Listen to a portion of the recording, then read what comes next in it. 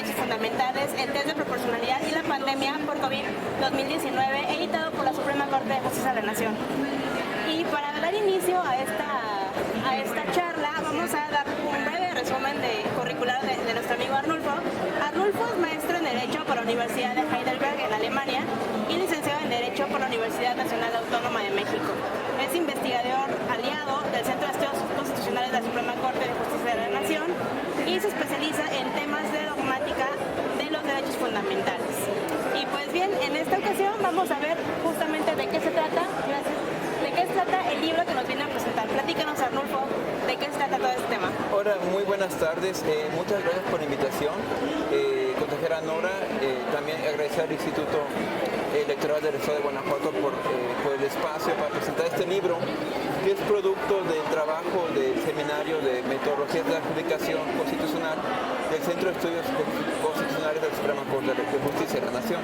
Por eso, el día de hoy quisiera aprovechar este espacio para hablar de aquellos elementos que considero que pueden ser de importancia, no solamente en el sentido del test de proporcionalidad en el cual se enfoca el libro, sino también aquellos aprender de la experiencia alemana para comprender qué sucedió en varias democracias en las cuales la pandemia del COVID fue una prueba de ácido para todas las instituciones, en especial para un país el cual cuenta con un trauma histórico del régimen nazi y en el cual todavía se puede ver algunos rastros de dichas ideologías dentro del Estado y las cuales aprovecharon justamente el COVID para intentar destruir el mismo Estado.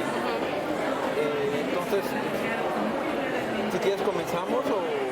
Sí, fíjate que nos gustaría primero dar una breve reseña, si quieres, platícanos qué es lo que trae el libro, qué nos ofrece, qué nos trae de novedades y por qué crees que es un momento pertinente para poder adquirir, conocer y adentrarnos al tema del estudio del test de proporcionalidad en el régimen o en el contexto de la pandemia, aún 2 años después de la pandemia. Bueno, yo creo que lo que da este libro, lo que yo considero importante fue que en el momento digamos, en el momento en el que tuvieron suceso todos estos eventos, yo estaba en Alemania, yo estaba haciendo mi doctorado y yo experimenté justamente toda la discusión y todo el caos institucional que sucedió. Yeah. Alemania es un país el cual tristemente se le vincula mucho con la idea del nazismo, el cual fue una ideología dentro de todo este contexto del fascismo de la primera mitad del siglo XX. En Alemania esa ideología tuvo un gran auge en la caída de la República de Weimar, en el cual era un régimen pero muy democrático, era un régimen el cual llegó a ser tan democrático que hubo un caos entre los partidos políticos y en esa situación hubo un descontento también por los efectos de la Primera Guerra Mundial, la crisis de los años 20. Todo esto afectó a la República de Weimar y entonces sucedió justamente que el régimen nazi tomó el poder y lo primero que hace es acabar con la democracia, acabar con los efectos de los derechos fundamentales de Weimar, los cuales no eran vinculantes para el Parlamento. Y entonces, ¿qué sucede? Que más adelante ya la ley fundamental alemana, que es la Constitución actual, responde a todos esos problemas. ¿Y por qué esto puede ser importante para nosotros? ¿O qué es aquello que puede resultar útil para México? Bueno, aquí la cuestión es, hay una constitución que es una respuesta ante el fascismo y la violencia y una dictadura, digamos, violenta. Pero entonces, esta constitución, conforme pasaron los años, fue reforzándose, fue creando principios, dignidad humana, el principio de esencialidad, el principio de proporcionalidad, de Estado de Derecho. Una constitución de buen clima, como le dicen algunos, que cuando llega la emergencia del COVID, entra en duda todo. Porque ¿qué hace la ley fundamental? Lo que hace la ley fundamental es evitar que el Ejecutivo tenga más poder. Pero ¿qué sucede durante el COVID? Que el Parlamento alemán no puede reunirse por la enfermedad y entonces hay que tomar decisiones. ¿Y a quién le corresponde? Al Ejecutivo. Y entonces en los hechos está sucediendo algo que se buscaba evitar, la ley fundamental buscaba evitar de un inicio. Y hay una contradicción porque si no hacemos nada, el virus va a empezar a matar más gente. Pero si le damos más poder al Ejecutivo, podríamos acabar durante ese de fascismo. Por eso yo creo que la experiencia alemana puede darnos algunas lecciones sobre qué sucede cuando un sistema, al crear varios principios, se hace rígido y no tiene y requiere una flexibilidad justamente para evitar que el mismo sistema caiga. Sí, fíjate que yo, de los artículos que alcancé a ver justamente, es uno que me causó también mucho interés, que fue el tema de lo del triaje, que es en la que justamente se pone como en duda o se pone en combate los derechos, ¿no? Tanto, digo, en la pandemia hubo pelea o pugna de derechos de tránsito, de salud, ¿no? Que a final de cuentas pues hacen tambalear nuestra democracia o el Estado de Derecho en general, ¿no? Entonces, dentro de los artículos que aquí compilaron ustedes en esta obra, me gustaría que nos platicaras algún ejemplo de cómo se pudo enfrentar ese tema o más o menos cómo es lo que los autores abordan de las experiencias que tuvieron en la pugna de este tipo de derechos.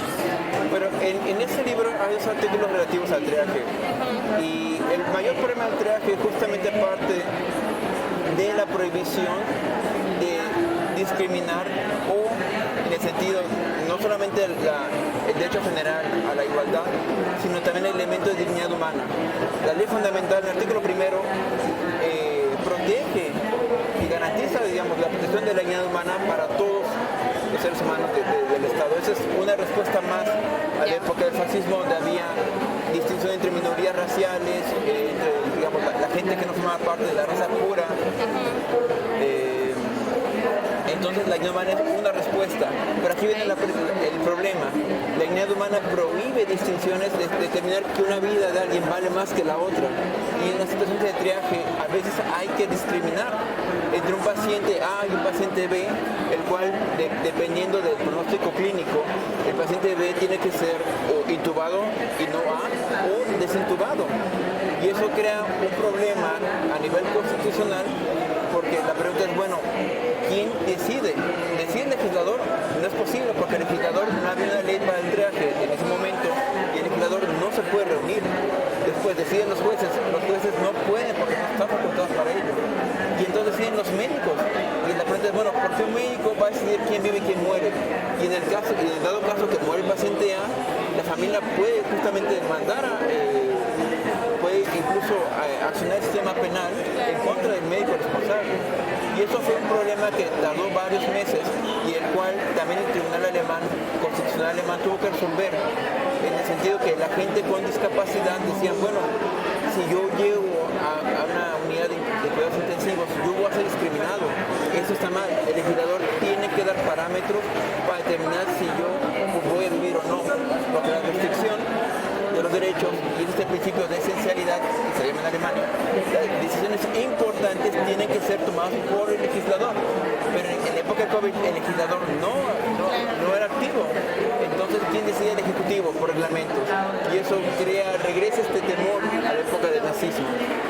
Ay, qué interesante, ese tema sí está como muy marcado, sobre todo con todo el estigma que traen de histórico, ¿no? Del exceso del poder nos puede romper esa delgada línea, ¿no? Y aparte de lo del triaje, ¿hay algún otro artículo dentro del libro que nos hable sobre también la test de proporcionalidad? Digo, está enfocado todo al tema del COVID, pero a lo mejor, no sé, el tema de libertades, un tema de...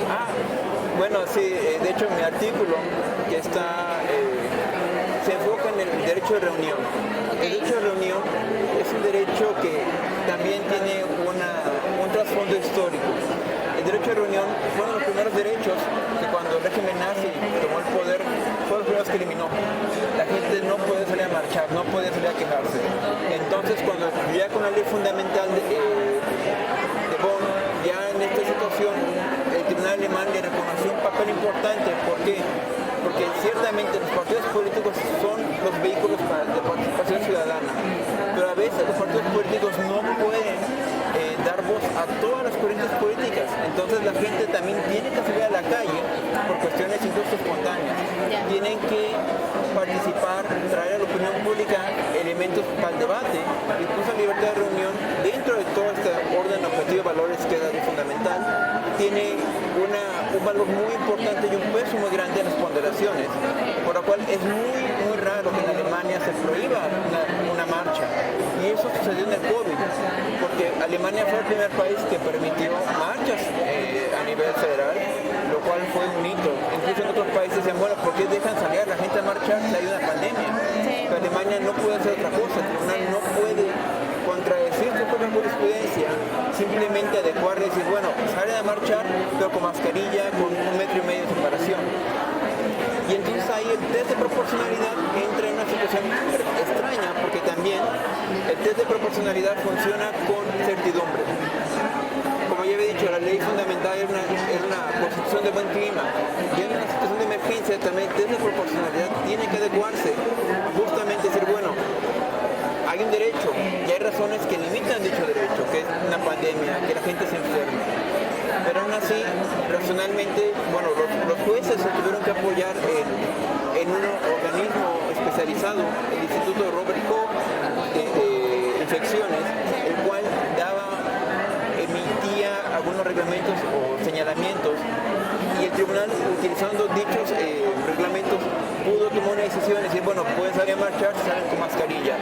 Yo no puedo limitar este derecho de manera que vacíe su contenido, pero tampoco no puedo descuidar el derecho a la integridad y salud de los demás ciudadanos. Entonces se permitió la marcha. Pero ¿qué sucede ahí? Que vuelve otra vez esa consecuencia del régimen nazi. Los grupos de extrema derecha neonazis aprovechan esta posibilidad y buscan destruir el Estado. Entonces ahí la cuestión de uno diría, bueno, Alemania es tan famosa por su concepto de democracia militante o democracia combativa. Tristemente este concepto solamente aplica a los partidos políticos, no a los individuos. Porque claro existe el temor de que la democracia también no le dé voz a aquellas voces de inconformidad, aunque sean de extrema derecha, puede ver que tengan, en algún momento tengan una razón legítima para participar. Pero aún así, lo que sucedió fue que estos grupos de antivacunas, combinados con antivacunas, los cuales desconfían en la ciencia y del Estado, pero no buscan destruir las instituciones, simplemente desconfían, mientras que la extrema derecha quiere destruir todo.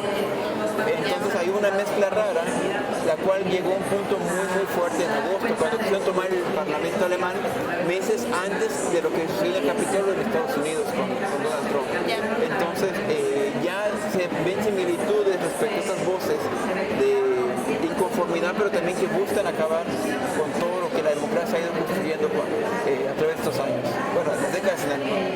Pero aparte un tema súper importante es esa parte de que la constitución alemana es tan rígida que no permite el régimen de excepción, ¿no? O sea que es un tema que aparte, digo, es como muy común en democracias modernas que haya sobre todo ese régimen por casos de emergencia como lo que pasó el COVID, etc., ¿no? Pero ¿cómo se enfrentaron o cuál fue la postura ciudadana, la postura política ante una rigidez absoluta, ¿no?, de la constitución y de cómo poder buscar, o tener que buscar las vías reglamentarias, jurisprudenciales para poder dar cobertura a otro tipo de derechos sin violar la constitución? Una parte importante, ¿no? Bueno, es que ahí es una situación variopinta. Por un lado, algunos ciudadanos no tienen ningún interés, decían, bueno, estoy encerrado, no puedo hacer nada. Otra gente decía, no, ¿saben qué? Yo estoy inconforme, esto es una dictadura.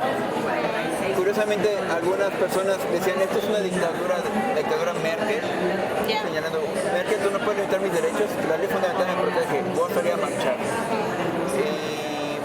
Digamos, la población, aún con todas estas marchas, el Instituto Friedrich Ebert realiza cada 2 años una encuesta para saber cuál es la salud de la democracia alemana, en la cual entre los resultados la mayoría de la gente aceptaba, también el texto de profesor Kastenbecker señala que la mayoría de la población aceptaba las medidas, que eran estrictas, pero había como un 80% de aceptación, de bueno, está bien, aceptaremos las medidas. La cuestión era que a nivel de los juristas había un caos, había un verdadero caos, porque varias medidas eran inconstitucionales. Y la pregunta era, bueno, ¿vamos a permitir que esta flagrante violación a la Constitución se vuelva normalidad o no? ¿O requerimos realmente crear una situación de emergencia? Y la pregunta es, ¿quién la va a crear? ¿Quién va a ser?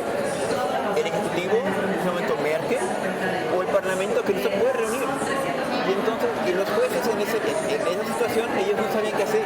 Ellos no podían en un momento declarar inconstitucional un reglamento porque no sabían si iba a tener peor repercusión eliminar ciertas restricciones. Entonces los jueces también tenían las manos atadas. Era una situación donde a nivel de derecho era un verdadero caos. Alguna gente decía, ¿saben qué? Hay que ser pragmáticos, hay que permitir estas contradicciones constitucionales por un tiempo. Otra gente decía, no, es que no es posible. Si permitimos esto, lo permitiremos siempre. Y otra gente que decía, por ahora manejémoslo un poco pragmáticamente, pero siempre señalando que acaba esto y volvemos a la normalidad. Pero al final el acercamiento fue regresar al Parlamento, que emitiera de manera muy tardía y emitió algunos requisitos, pero aún así existe siempre como este antecedente que todavía no está en discusión, sobre todo la ley de reuniones, que tal vez va a haber la nueva. La pregunta es, ¿vamos a permitir que los nazis salgan a marchar, sí o no? Y si los salen a marchar, ¿y los antivacunas qué? ¿Ellos acaso no son ciudadanos? ¿O acaso incluso la libertad de expresión y de conciencia no protege? Bueno, la expresión también protege el simple hecho que estés equivocado. Sí, claro. Entonces ahí, ahora, yo creo que ya está más que mal la situación. Sigue siendo un problema que va a tardar algunos años más en que el tribunal y la misma doctrina empiecen ya, como que ya a relajarse y empezar a meditar, bueno, ¿qué podemos hacer? ¿Cómo evitar una situación de emergencia que ya existe a nivel legal, pero no a nivel constitucional? Ya hay la ley de infecciones federal, se agregó un apartado para una declaratoria general de emergencia sanitaria, pero aún así no está a nivel constitucional y también no está muy claro qué efectos tiene, sobre todo en la repartición de competencias entre la federación y los estados, bueno, los mundos no. Fíjate que esa es una parte también muy importante y muy llamativa de la obra, que hay que tomar en cuenta como el precedente jurisprudencial jurisdiccional que nos va a servir a las democracias que tenemos otro tipo de constitución, ¿no? Y en tu obra también, bueno, en esta obra también hay artículos que nos hablan sobre cómo se llevó a cabo el tema en la parte jurisdiccional, o sea, cómo se resolvió ya no tanto a nivel reglamentario, sino, o sea, cómo se convalidó esas inconstitucionalidades, ¿no? Por decirlo así, desde una perspectiva jurisdiccional. Ahí, por ejemplo, en el caso de reunión, lo que hizo la Corte, ya había mencionado, fue apoyarse en el Instituto Koch, en la ciencia. Es decir, bueno, nosotros no sabemos. Y en caso de incertidumbre, por lo general se le da, es un principio que incluso en la forma de Alexi, la forma del peso de Alexi se refleja que entre mayor incertidumbre se va a dar mayor peso al derecho afectado. En ese sentido igual el juez dijo, bueno, yo no sé si la gente se va a contagiar o no, lo que voy a hacer, voy a permitir que salgan, pero con requisitos.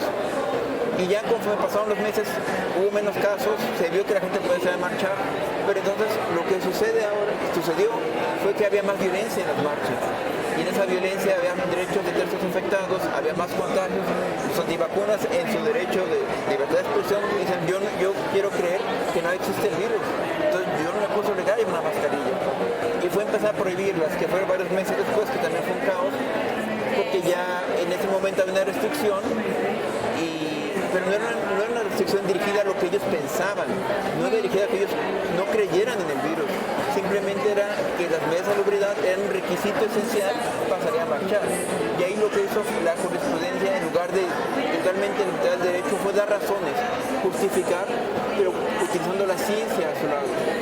Y entonces aquí hubo una unión, no solamente de la doctrina que respetó al no limitar tal derecho, o cuando lo hacía dando razones y razones científicas. Y yo creo que eso también fue un elemento novedoso y en el cual también instituciones, digamos, científicas del Estado, especializadas, ganaron un mayor papel y ahorita mismo también forma parte ya incluso de la opinión pública. Yo creo que eso es algo que lo veo positivo, porque también no todas las respuestas pueden venir, digamos, de la doctrina. Hay límites respecto a qué tanto puede saber un juez, incluso el mismo legislador. Y así como el legislador se apoya de expertos para emitir una ley, igual el juez tiene que hacerlo, sobre todo en situaciones donde hay un nivel de especialización tan alto como de las vacunas, formas de contagio, que ningún juez normal, podrá saberlo. Y es ahí que utilizando todo tecnicismos y opinión experta, pudo resolver y pudo emitir en algunos casos muy buenas sentencias. Y el test de proporcionalidad logró ser una herramienta esencial en todo esto, porque también es un principio constitucional que se vio, digamos, afectado por el COVID, pero que aún así logró flexibilizarse a tal grado de que no hubo ningún problema con las marchas y con otros derechos, y aun cuando hubo restricciones, hubo dos casos donde se permitieron ya servicios religiosos, libertad de tránsito en algunos estados. Fue un momento que por algunos meses hubo un total caos, pero esas estructuras ya bien formadas y ya con raíces en el sistema requirieron de esa flexibilización que me ha comentado, lograron alcanzarlo. Ya a nivel legislativo y ejecutivo esa relación ahorita está un poco problemática porque todavía no sabe quién debe tomar la decisión. Y aún así, ¿qué tanto perdió el legislativo frente al ejecutivo? El ejecutivo se volvió muy fuerte. Y eso ahora lo que están buscando, lo que ya la opinión pública está buscando resolver, ahorita la guerra ya trajo otro elemento más, en el sentido sobre todo que las marchas ahora de los nazis son en contra de las medidas contra Rusia, es decir, son marchas prorrusas. Y entonces ya no es COVID, es antivacunas, nazis y grupos pro-Rusia. Entonces es un caos. Y ahorita con el invierno, lo que busca estos grupos es decir, Alemania, al no comprarle gas, al gobierno federal, si no compras gas de Rusia, me va a congelar. Entonces es una situación que todavía sigue siendo la consecuencia del COVID, pero ahora con un elemento más que es la guerra y toda la cuestión de que no hay gas. Es un elemento súper bien medular en la discusión moderna de lo que está ahorita, por ejemplo, en Europa, ¿no? Pero también una parte importante que ahorita mencionas es la parte técnica o científica, sobre todo de cómo tenemos que entender ya el derecho en la época moderna. O sea, ya no basamos únicamente en la doctrina, en lo que dijo, lo que me dijeron que dijo, ¿no? O sea, de las interpretaciones, sino ya basarnos en datos objetivos, que además tenemos tecnologías, tenemos redes sociales, tenemos acceso a la información de manera, la Big Data, o sea que realmente tenemos formas de construir un nuevo derecho a partir de los objetivos y que están al alcance de todos, ¿no? Entonces creo que me parece súper valiosas las aportaciones que nos hacen dentro de la obra que compilaron y pues realmente te deseo muchísimo éxito en tu obra, Rodolfo, que te vaya muy bien en esta obra. Muchísimas gracias también a la Corte también que nos permitió el espacio contigo. No sé si nos quieres dar algún otro elemento sobre el contenido de tu obra, quiénes son los autores que colaboraron contigo. Bueno, el libro tiene, casi la mitad del libro está enfocada en Alemania. Porque era lo que buscaba yo, era que había una radiografía completa de los problemas, los medulares en Alemania.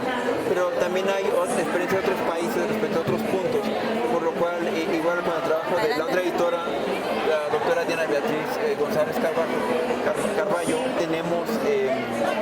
buscamos justamente traer estas experiencias, que a veces uno puede decir, bueno, en México es distinto, tenemos otros principios, otras tradiciones, otro trasfondo histórico, y es cierto, pero a veces uno aprende más de su propio sistema al compararlo con otro. Y yo creo que en este caso tendríamos que ver también qué papel, en el caso del hecho de la Unión, si las marchas que siempre van a hacer en México, realmente más que del juego político en el que están, sino también deberíamos repensarlas como instrumentos de participación ciudadana, no solamente queja en el sentido de que algo que nos agrava en ese momento, sino también traer discusiones, digamos, al debate. Por ejemplo, estas dos marchas que hubo pro gobierno y pro INE son también parte de eso, digamos, las marchas son, ya dependiendo si uno le gusta o no, si uno comparte o no el punto de vista, son una parte esencial. Yo creo que la gente debe salir a marchar, también confía en los partidos políticos, entonces la institución es un juego. Los partidos políticos por sí solos no pueden representar a todas las voces, como ya en Alemania se ha entendido. Y las marchas también deben ser un mecanismo de participación, no solamente en el sentido de tapar las calles, sino también de expresar ideas y de que esas ideas también se tomen en serio. No desdeñar una marcha simplemente porque apoya o está en contra de algún personaje o institución, sino también en el sentido de que, bueno, ¿cuál es el mensaje que nos trae? Yo creo que en este libro, hasta cierto punto, yo lo que quería mostrar, traer a México, era justamente más que uno, pues Alemania es muy distinta a nosotros, pero a veces no lo es. Tuvimos el mismo virus, los mismos problemas, y aprendiendo de lo que ellos hicieron también podemos aprender algo más. Ellos también pueden aprender de nosotros. No digo que solamente México tenga por qué aprender Alemania, también hubo cosas buenas aquí, se hicieron, también hubo cosas que pueden ser muy criticadas, pero es importante, no necesariamente que alguien no piense igual que tú, ya sea tu enemigo. También puede haber razones legítimas, pues incluso los nazis salen a marchar, claro, no con estandartes porque está prohibido, pero a veces el Estado dice, bueno, puede que en algún momento tengan un fin legítimo por tener que marchar y no lo puedan censurar. En ese sentido también como ciudadanos tenemos que respetar otras opiniones, pero también participar, porque hasta los nazis, que en Alemania son los más activos políticamente, curiosamente los enemigos de la democracia son los más participativos, porque el ciudadano a pie que está conforme con la democracia no participa, al contrario debe hacerlo. Yo creo que eso es algo que podríamos aprender los alemanes, porque yo, donde vivo en Heidelberg, hay marchas, y hay pequeñas, y hay hasta marchas para de cuestiones artísticas, para traer ideas artísticas. Y yo en un principio dije, bueno, tapan el tránsito, hacen todo un caos, pero después me di cuenta del valor que tienen ellos y cómo la gente al participar se siente más parte del debate y no simplemente como alguien ajeno en el cual la política o lo que sucede no le afecte. Y yo creo que participando las decisiones van a importarnos más y también lo que sucede en el país, porque al final de todo nos afecta cualquier decisión del Estado. Sí, sobre todo fortalecer el sentido de pertenencia, sí. Es el objetivo del tema de la libertad de asociación, ¿no? O sea, sí, comulgar con una misma idea, comulgar con filias, ¿no? Con un objetivo en común. Creo que es bien importante en la construcción de ciudadanía, de eso estoy totalmente de acuerdo, y qué bueno que también nos traes este tipo de ejemplos para compartir con nosotros, te lo agradezco muchísimo, Arnulfo, y pues ya sin más ni más, vamos a pasar a concluir esta breve charla realmente en la que te vienes a presentar tu obra, que es con la doctora Diana Beatriz González Carballo y Arnulfo Daniel Mateo Durán. Los invitamos muy cordialmente a que adquieran la obra.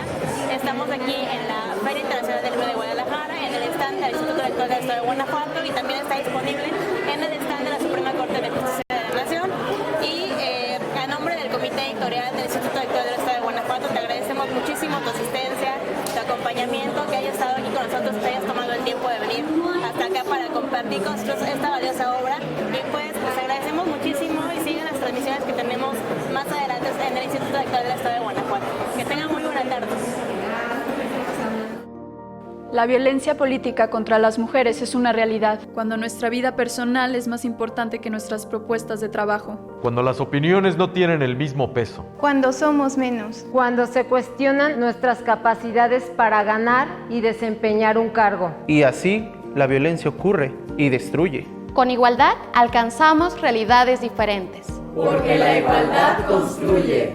El valor de la igualdad. Instituto Electoral del Estado de Guanajuato.